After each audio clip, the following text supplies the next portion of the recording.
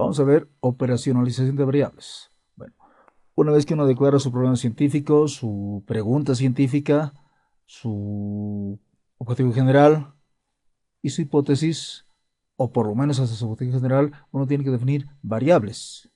Eh, ¿Cómo es que vamos a lograr el objetivo general? Es midiendo. Y esa medición pues tendrá que ser de variables. Entonces tienen que estar declaradas las variables de manera bien específica. Ahora, ¿qué ayuda a hacer eso? Pues una matriz de operacionalización de variables, como esta que se ve en la pantalla. Es una matriz que aparece bastante frecuentemente en la bibliografía. Bueno, pues vamos a ver cómo se llena. Voy a pasar aquí un ejemplo. Vamos a meter un poquito esto. Bien. Se estudia el impacto de un aditivo nuevo, aditivo X, aditivo nuevo, en las resistencias del hormigón. Aquí está la matriz. Bueno, variables. ¿Qué vamos a hacer variable?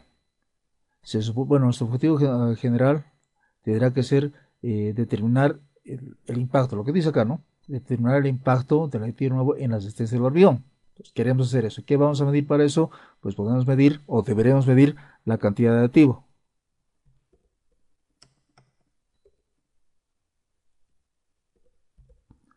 Lo podremos medir en la unidad que corresponde, eso vamos a ver enseguida. Y luego tendremos que medir la resistencia del hormigón. Bueno, ya está. Entonces, haciendo variar la cantidad de aditivo, debería lograr mayores o menores resistencias. Esto vamos a ver, vamos a probar o disprobar la hipótesis. Bueno, definición operacional. ¿Qué quiere decir? Eh, ¿Cuál va a ser el rol de esta y de esta? Esta va a ser la variable independiente. Y esta va a ser la variable dependiente. En la operacionalización de variables no es común incorporar la variable extraña o la variable interviniente. Entonces vamos a manejar esas dos. Si hubiera más variables independientes y o dependientes, pues hay que incluirlas. Yo estoy manejando para este ejemplo simplemente dos, una independiente y una dependiente. Mi modelo matemático va a ser y igual a f de x. Recomendación, parece simple, pero sobre todo para los investigadores nuevos, es decir, cualquiera que esté haciendo su tesis para graduarse de una carrera universitaria, es mejor manejar ese tipo de modelo matemático, no complicarse la vida con mayor cantidad de variables. Se puede, pero es un problema más complejo. Bueno, entonces eso está así. Ya tenemos la definición operacional. Ahora tenemos que incorporar la definición conceptual. A ver, aquí podemos colocar.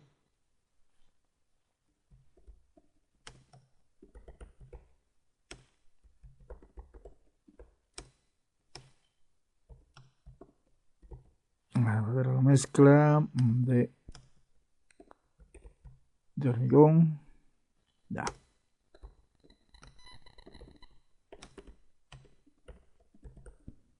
Bien, esa es la idea. Esa es una definición conceptual de esta variable. Ahora para esta.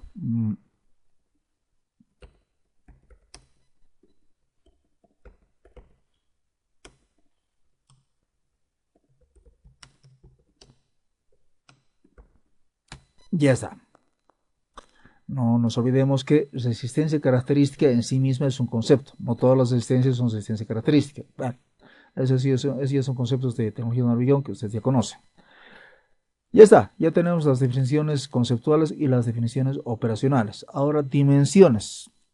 A ver, eh, ¿a qué nos referimos con dimensiones? ¿Cómo vamos a dimensionar esta variable y luego esta variable? Vamos a colocar lo siguiente.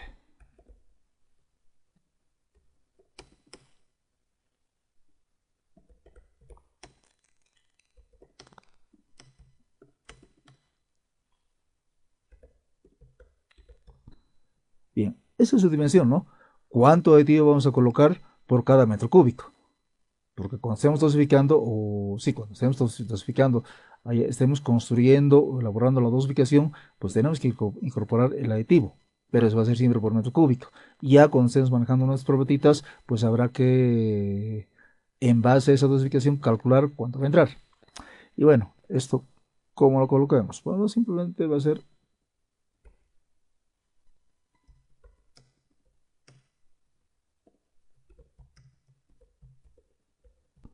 Ahí, resistencia del hormigón a compresión.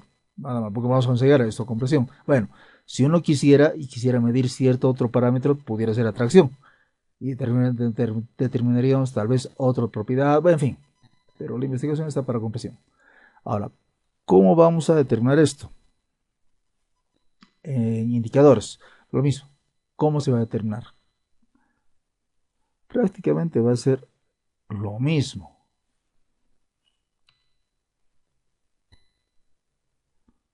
El indicador, como su nombre nos dice, indica algo de la dimensión, indica, no algo, sino indica cómo se va a medir la dimensión. Cuando estemos acabando el ejemplo vamos a aclarar todo esto. Quizás está quedando confuso, pero ya vamos a aclarar. Unidad, ¿en qué unidad va a ser? Supongamos que el aditivo este es líquido, entonces lo vamos a incorporar en mililitro, entonces será mililitro por metro cúbico. ¿Cuántos mililitros por metro cúbico?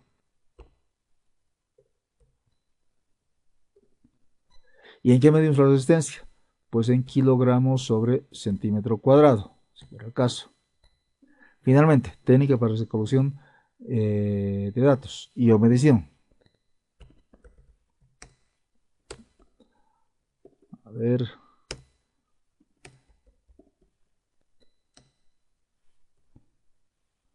Mm,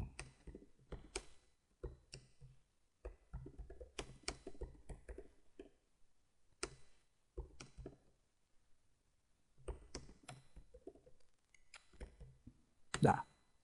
De esta manera estamos elaborando la mezcla, entonces con pipeta vamos a medir de manera precisa los mililitros que deberían incorporarse y pues los introducimos en la mezcladora. Ahora, ¿cómo medimos esto? Bueno, sí es más familiar, ¿no?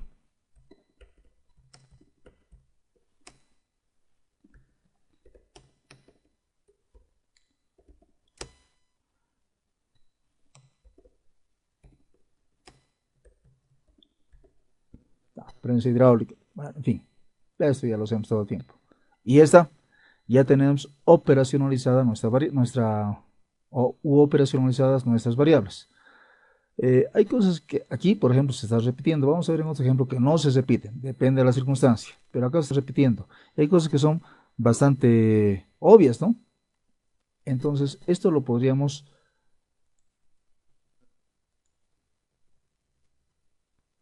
a ver, lo podríamos asumir. Eso está bien, eso está bien. Estas dos no son necesarias, están redundando. Bueno, ahí quedaría.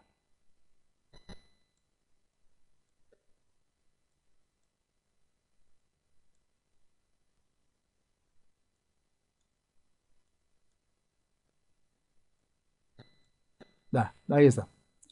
Así quedaría. Esta sería nuestra variable definitiva. Se puede hacer eso. Cuando tenemos elementos como esta y estas redundantes, pues los eliminamos y nos quedamos con esto. Es perfectamente dable. Es más, eh, en este caso es autoevidente. Vamos a tener la cantidad de aditivos, la resistencia del hormigón. Creo que para la mayoría de nosotros va a ser autoevidente que esto lo vamos a medir en una cantidad de aditivo por metro cúbico y la resistencia, pues en la unidad de siempre, por lo menos en unidades inglesas, perdón, internacionales. Entonces, incluso podríamos obviar nuestra matriz de operacionalización. Pero dependiendo del caso, bueno, a veces el tribunal es taxativo, entonces es mejor incorporarla. Sin embargo, quede ese apartado. Podemos eliminar elementos que sean, voy a dejar así, que sean redundantes, según el caso, como por ejemplo acá, ¿no? Estos los hemos eliminado. Esta sería la matriz definitiva. Vamos a hacer otro ejemplo. Voy a pausar un poquito esto para construir las matrices para el siguiente ejemplo. Bien, aquí tenemos otro ejemplo. Si se quiere estudiar el impacto de las TIC, aquí está el significado de TIC, tecnologías de información y comunicación, internet, redes sociales, cualquier herramienta de digitalización, etcétera, etcétera, etcétera. Bueno, se quiere estudiar el empleo de las TIC en la educación. Para ello se plantean dos variables que vamos a ver. Voy a plantear dos variables.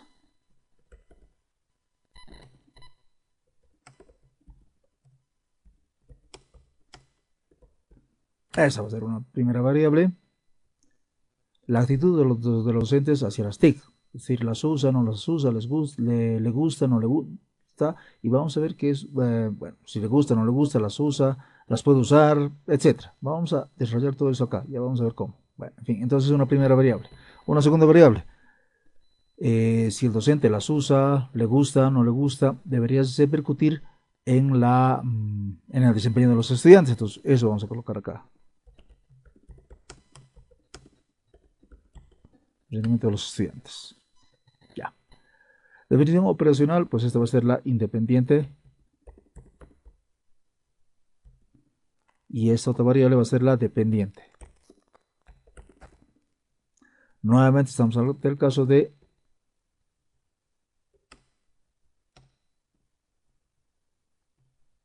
este modelo. Solo dos variables, una dependiente o una independiente. Pudieran haber más, pero vamos a identificar solo esas dos. En otro estudio se puede hacer variar otro tipo de variable, qué sé yo. Otra independiente. Podría ser la actitud de los estudiantes, reflejada en su propio rendimiento. Pero bueno, vamos a manejarnos con este ejemplo. Definición conceptual. A ver, voy a anotar algo que se me va a ocurrir.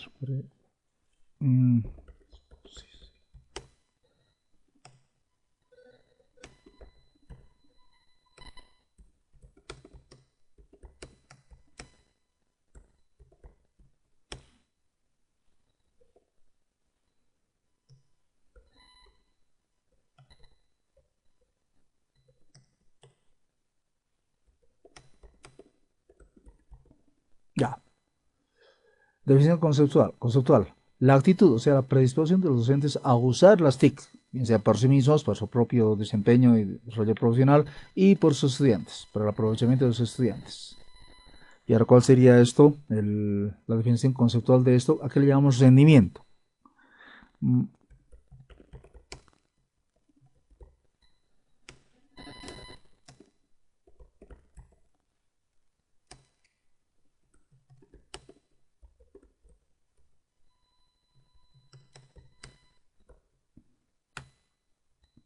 ¿Qué ha pasado? Bueno, vamos a agrandar esto. Ahora voy a dejar. Esto va a crecer, lo voy a dejar esto así. Entonces, rendimiento del estudiante según se ha expuesto a las TIC. Bueno, predisposición. ¿Qué puedo considerar dentro de la predisposición? La predisposición es el concepto general. El concepto es la definición conceptual de la actitud. O dicho de otra manera, la actitud. ¿Cómo yo puedo medir la actitud? ¿Qué elementos, qué parámetros, qué cosas puedo tomar en cuenta para medir la actitud? Porque no es una sola, ¿no?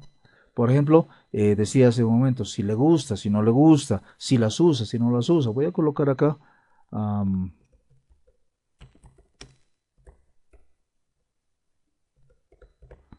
componente cognitivo. ¿Eso qué quiere decir?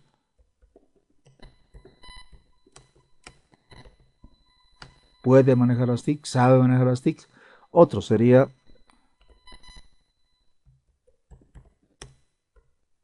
a ver, no volitivo. Podríamos llamarle efectivo.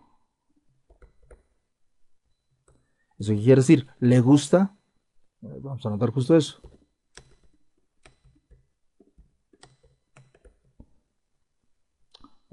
Está mal.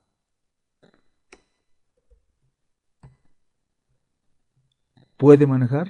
Bueno, tal vez pueda, pero tal vez no le guste. Entonces vamos a medir.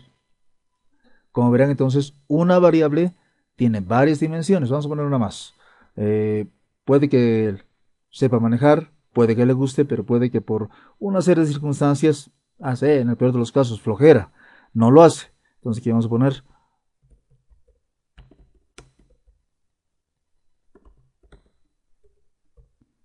podríamos poner aquí sabe, no sabe, podríamos colocar le gusta, no le gusta, podríamos colocar lo hace, no lo hace. Es más simple, pero hay que tratar de usar los términos más técnicos posible en una investigación científica.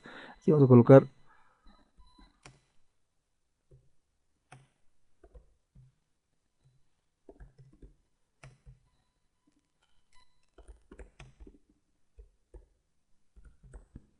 ya, así que quede. Entonces, puede manejar, le gusta manejar, las usa, las maneja. Estos serían los indicadores de estas dimensiones. Entonces, esta variable la estamos descomponiendo en dimensiones. Creo que ahora queda más claro lo que en el otro ejemplo acá parecía bien extraño, ¿no? De hecho, redundante, por la propia naturaleza de la investigación. Hay investigaciones que son así, la operacionalización es un tanto compleja. Justamente para eso es que hacemos la operacionalización de variables. Bueno, vamos a ir haciendo otros ejemplos. A ver, aquí, respecto a los estudiantes, podríamos colocar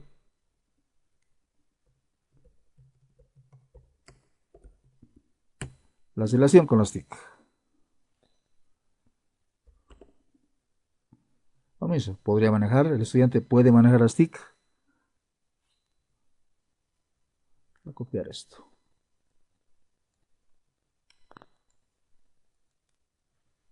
Bueno, ya no va a ser en su proceso pedagógico, su método pedagógico va a ser en su...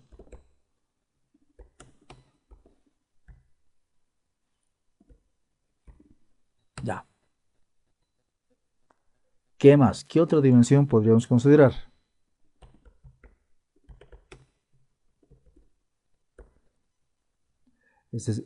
Bueno, rendimiento académico. ¿En qué medimos el rendimiento académico?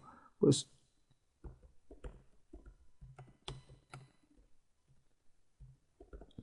en nuestro sistema lo medimos en la calificación, ¿no?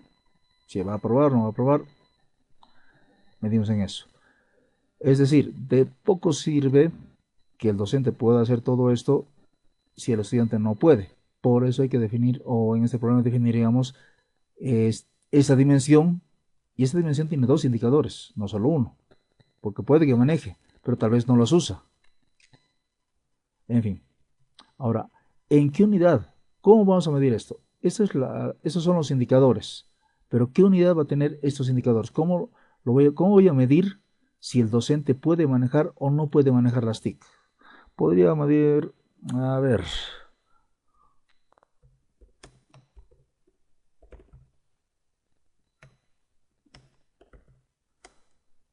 no sé, por ejemplo, Facebook, ¿qué más? Bueno, digamos, etcétera.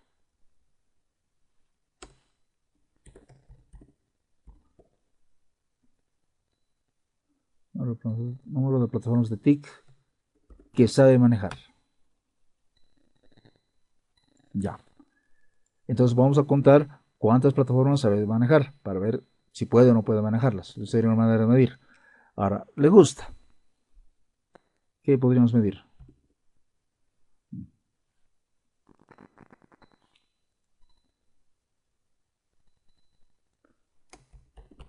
¿Cuáles maneja? Una cosa es que yo sepa manejar N softwares o N herramientas y otras las que comúnmente manejo. Entonces es diferente. Aquí vamos a copiar esto.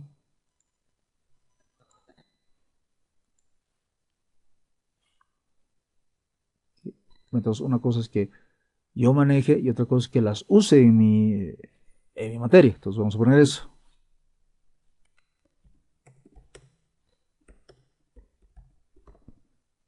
Ya. Y entonces ya tengo claro todo esto, ¿no?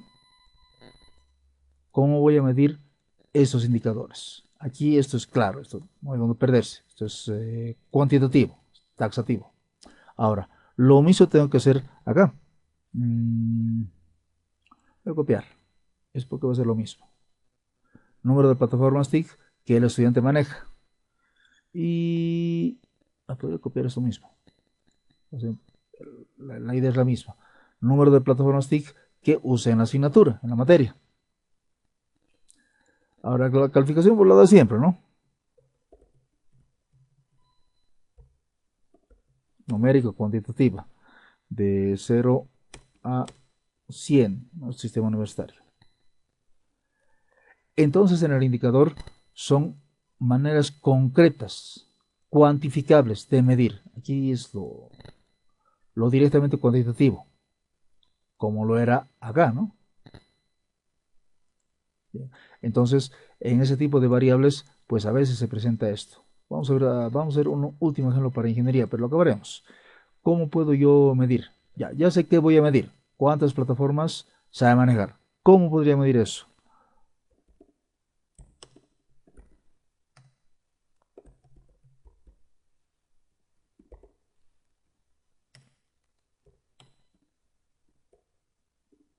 A través de exámenes, ¿no?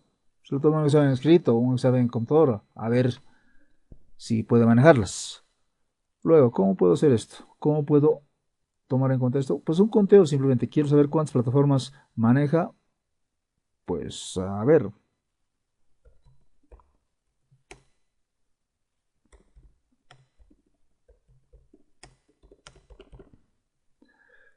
si cuento las cuentas que tiene de Facebook, de YouTube, de TikTok, de qué sé yo, de Slaychart y todas esas plataformas, pues podré saber cuáles realmente maneja.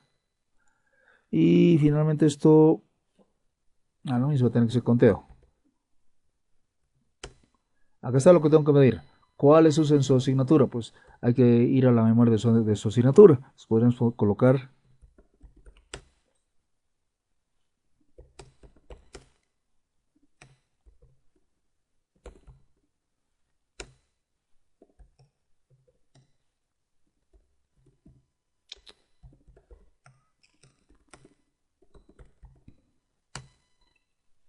dicho de otra manera. La evidencia en los apuntes de los estudiantes. En el material, no solo los apuntes, en el material de los, entregado a los estudiantes. Ahí se va a notar si maneja o no maneja realmente los. Bueno, o sea, no es de que puede manejar, pero si realmente las usa o no las usa. Ahora, ¿qué podemos ir aquí? Más o menos lo mismo. Cuentas personales para ver si las maneja y para ver si lo mismo, esto mismo podemos ver. Conteo de evidencia en el material que tiene. Y acá, ¿cómo voy a medir sus calificaciones? Pues revisando las bases de datos, ¿no?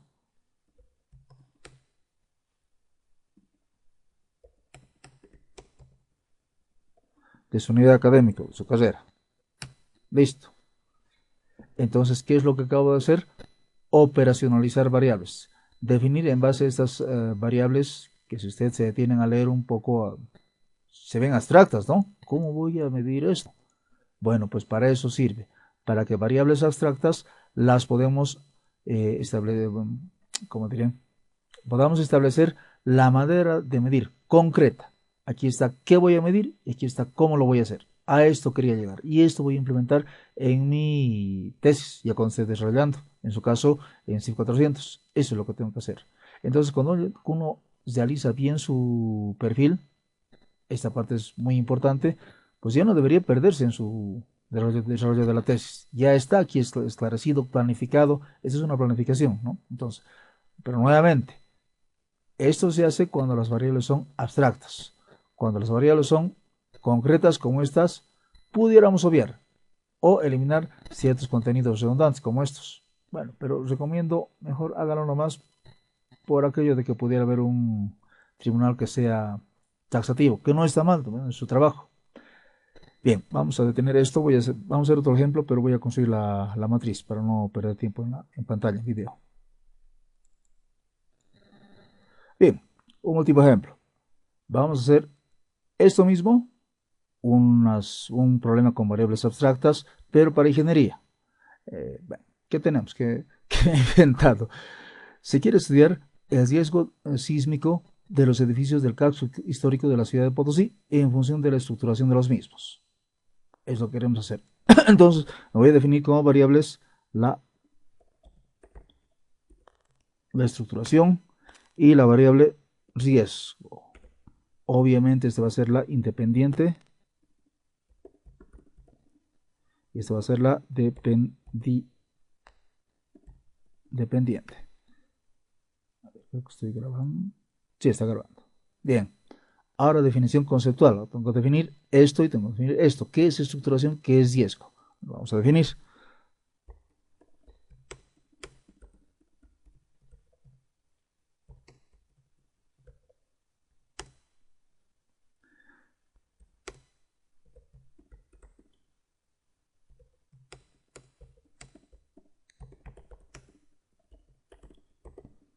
A ver, primero, va, ya está escrito.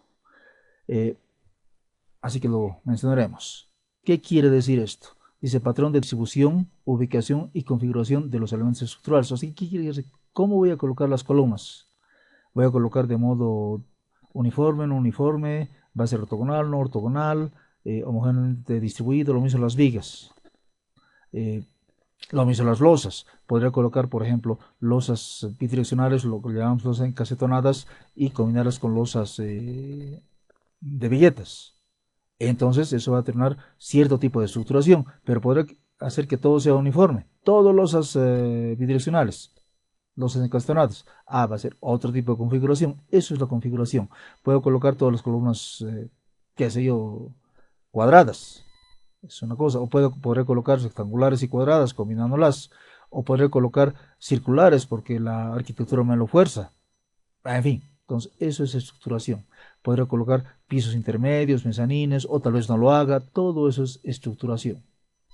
Puedo tener ejes, como le diré, ortogonales, o sea, todo a 90 grados, todo bien homogéneo, o podré tener ejes inclinados. Ustedes ven todos los ejes inclinados, como pasa bastante en nuestras construcciones de Potosí, ¿no? Tenemos, sobre todo en la zona colonial, en el casco histórico, tenemos áreas de intervención bastante irregulares. En fin, eso significa estructuración. Ahora, ¿qué es el riesgo? Vamos a definir el riesgo.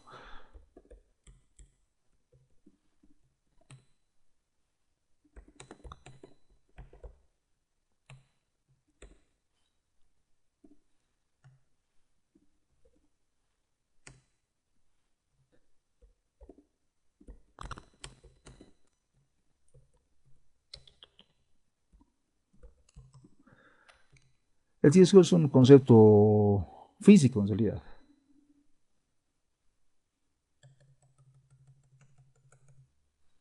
que hay que multiplicar las siguientes variables, o parámetros, no llamarlos variables, para no confundir. Ahora vamos a ver qué significa todo eso, que es A. A es la amenaza. B es la vulnerabilidad.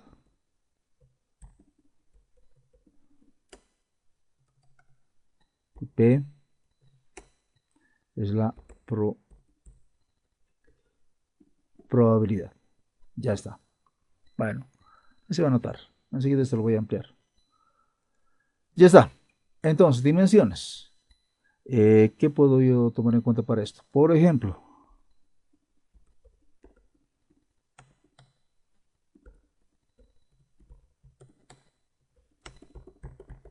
si los elementos se distribuyen de manera regular. ¿Qué más?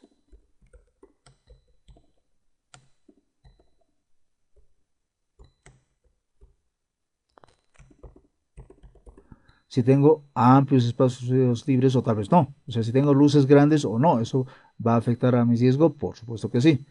Y tiene que ver con la estructuración. Puedo tener una estructuración como el edificio de la casera que tiene amplios espacios y eso hace que el edificio sea sísmicamente vulnerable. Por eso tiene las secciones de columna que tiene, que son bastante robustas. Pero bueno, en fin.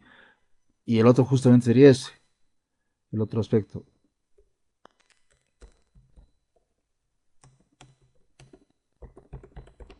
Bien. Esas tres son las dimensiones de esto. ¿Pudiera haber más? Sí, pero yo no lo voy a hacer porque, bueno, construí la matriz de esta manera. Por ejemplo, ¿qué más pudiera añadir? Aquí estoy colocando regularidad de distribución de los elementos. O sea, las columnas, ¿qué tan regular se distribuyen? ¿Será que sigo ciertos ejes ortogonales? ¿Será que no? Eso sería eso. Sería la distribución, ¿no? Pero pudiera pensar otra cosa. Puedo pensar la distribución de masas, es decir, como pasa en algunos edificios, tengo una planta baja que es para comercios, siguientes plazas son departamentos y una planta intermedia o a veces la planta superior la dedica para salón de bailes y la superior, la inmediata superior, para cuarto de máquinas. Tremendas masas que están arriba, en la parte media masas pequeñas, porque son departamentos, y abajo también una masa grande que sería la zona de comercios. Entonces es una distribución irregular de masas, y eso va a afectar a la estructuración, sí, y va a ocasionar mayor riesgo sísmico, sí. Pudiera incorporar, ya no lo voy a hacer, pero para que se den una idea, entonces esto no es definitivo, pudiera incorporar más dimensiones. Pero bueno, dejémoslo ahí. ¿Qué indicador me puede servir para medir la regularidad de los elementos? Podría colocar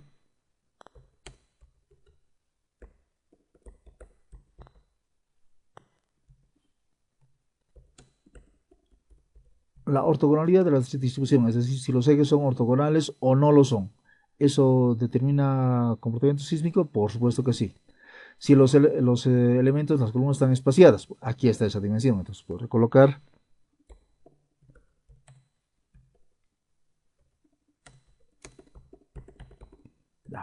y los ajustes, pues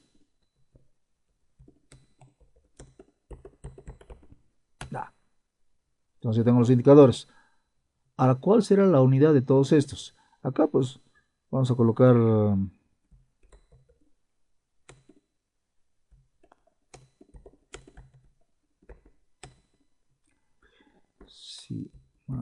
sexagesimales, ángulos, vamos a medir ángulos entre ejes. ¿Qué más? Acá, ¿en qué vamos a medir las luces libres? Metros. Metros. ¿Y qué vamos a medir las secciones? En centímetros. Listo, ya está. Ahora, eh, acá, ya tengo esto listo. Eso lo vamos a dejar para el final. Ya sé en qué voy a medir. Me van a saber cómo lo voy a hacer. Eso es fácil. Probabilidad de que el evento ocurra. Tengo que ver la amenaza, la vulnerabilidad, la probabilidad. Pues justo esas van a ser mis dimensiones. Voy a colocar aquí amenaza. ¿Cuál será la amenaza en este caso?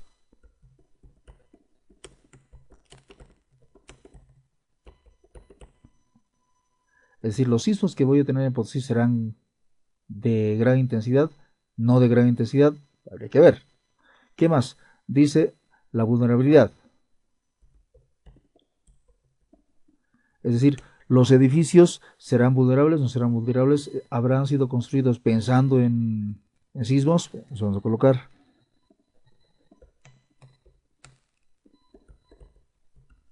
Pensemos en los edificios coloniales que son de adobe.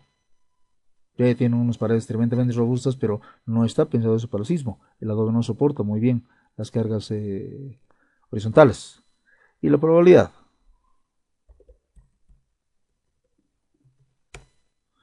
Pues la frecuencia.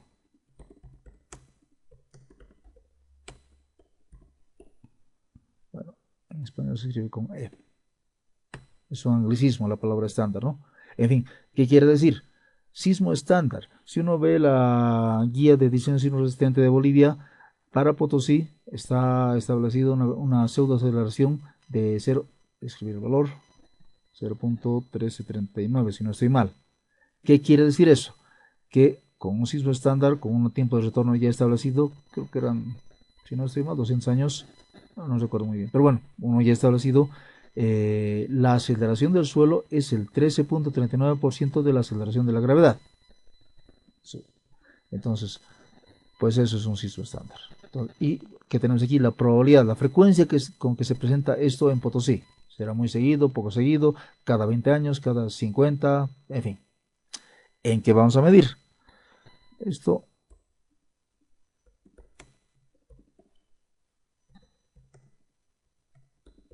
en la pseudoaceleración del suelo. Lo que acabo de decir es eso, la pseudoaceleración. Esto que estaba acá anotando. Estaba por acá. Esto es la pseudoaceleración. Es un porcentaje de la aceleración de la gravedad. A eso le llamamos pseudoaceleración. Es la aceleración del suelo cuando viene el sismo. Ahora, la vulnerabilidad. Tengo que medir en alguna cosa la vulnerabilidad. Podría colocar. Vamos a colocar.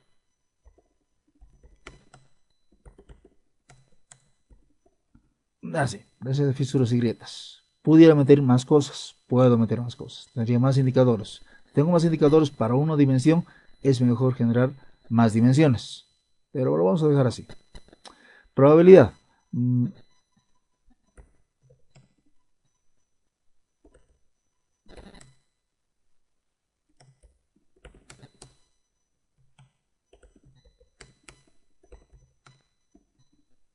Es lo que les decía hace un momento. Eso está para creo que era para 200 años. Y hay otro, que es 0.17 y fracción, que es para, si no estoy mal, para 500. Entonces, mientras más amplíe el tiempo de retorno, el sismo va a tener una aceleración mayor. Es un sismo más fuerte, eso quiere decir. Bueno, ¿en qué voy a medir esto? Esto se mide en metros sobre segundo al cuadrado. Es una aceleración al final de cuentas. ¿En qué mido esto? Puede ser en milímetros o en centímetros. Si estoy hablando de grietas, pudiera colocar, bueno, si le colocaremos milímetros. Es lo más frecuente. ¿Y en qué voy a medir esto? En años. Tiempo de retorno, pues años. O sea, cada que tanto viene un sismo estándar. Cada que tanto viene un sismo de 0.1339% de la aceleración de la gravedad. Entonces, en años vamos a medir eso. ¿Cómo voy a medir esto? Bueno, aquí es fácil, ¿no? ¿Cómo voy a medir este ángulo? Pues con un relevamiento topográfico. Entonces,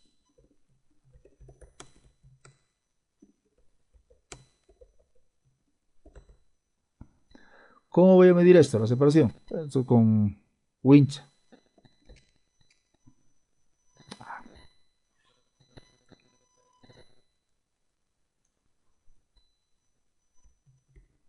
Un distanciómetro. Bueno, podría ser. Vamos a copiar. ¿Y cómo voy a medir las secciones con un flexómetro? Con un flexo. Ya está. Ahora, ¿cómo mido esto? ¿Cómo mido la aceleración? Esto está en las bases de datos que nos proporciona la guía, por ejemplo. Aunque para Potosí, bueno, para Bolivia tenemos muy pobre nuestra base de datos. Los que mejor dicho, más cantidad de datos tienen son los de los observatorios de San Calixto. Pero bueno, sería una manera. ¿Cómo mido grietas y fisuras? Podría ser copiar esto, con un flexómetro. Aunque hay láminas transparentes específicas para medir estas cosas, pero vamos a dejar así. ¿Y cómo mido esto? Es lo mismo, base de datos. En mis bases de datos debería tener que cada qué tiempo viene un sismo más o menos de esta aceleración. Debería tener. Y en base a eso se ha construido todo lo que está en la guía. Bueno, eso es en Perú y en Chile. Aquí en Bolivia tenemos algunas falencias, pero eso es otro tema, ¿no? Eso ya no voy a hablar.